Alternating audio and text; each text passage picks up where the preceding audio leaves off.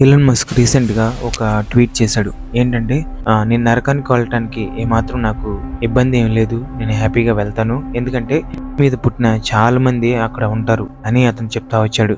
So, ఈ రోజున చాలామంది ఎలాన్ మస్క్ లాగే మాట్లాడుతూ ఉంటారు. పోతే పోతాంలే నరకానికి ఏమైందంట అనుకుంటారు.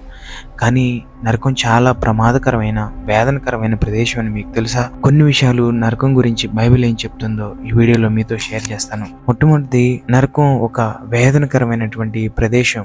అక్కడ మహా అగ్నిగుండం ఉంటుందని బైబిల్ తెలియజేస్తూ ఉంది.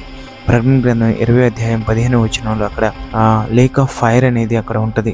రెండవది, అక్కడ చాలా వేదనకరమైనటువంటి పరిస్థితులు ఉంటాయి. 2 తెస్సలోనికె 1:9, లూకా సువార్త 16 అధ్యాయం ప్రకారం మనుషులందరూ అక్కడికి ప్రవేశించిన వారు చాలా వేదన పడుతూ, కేకలు వేస్తూ, బాధపడుతూ, పళ్ళు కొరుకుతూ భయంకరంగా వేదనను అనుభవిస్తూ ఉంటారు. మూడవది, అక్కడ మెమరీస్ కూడా ఉంటాయి మనుషులకి. అంటే వాళ్ళు చేసినవి మంచి పనులైనా చెడ్డ పనులైనా అక్కడ గుర్తొస్తాయి. నాలుగోది, అక్కడ ప్రతి మనిషి కూడా మారు మనసు పొందడం కొరకు ఒక్క అవకాశం కొరకు ఎదురు చూస్తూ ఉంటాడు. కానీ అవకాశం అక్కడ దొరకడు.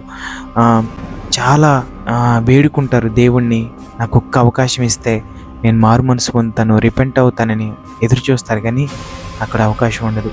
ఐదవది, అక్కడికి వెళ్ళిన వారు ఇంకెప్పటికీ అక్కడి నుంచి తిరిగి రాలేరు. అది నరకం అనేది నిత్యత్వం ఉండేది ఉంటే ఒక ప్లేస్. ఆ టైంని ఎవరు కూడా మెజర్ చేయలేరు. కాబట్టి చాలా వేదనకరమైనటువంటి ప్రదేశం నరకం. చెప్పినంత ఈజీ కాదు అక్కడ అనుభవించటం.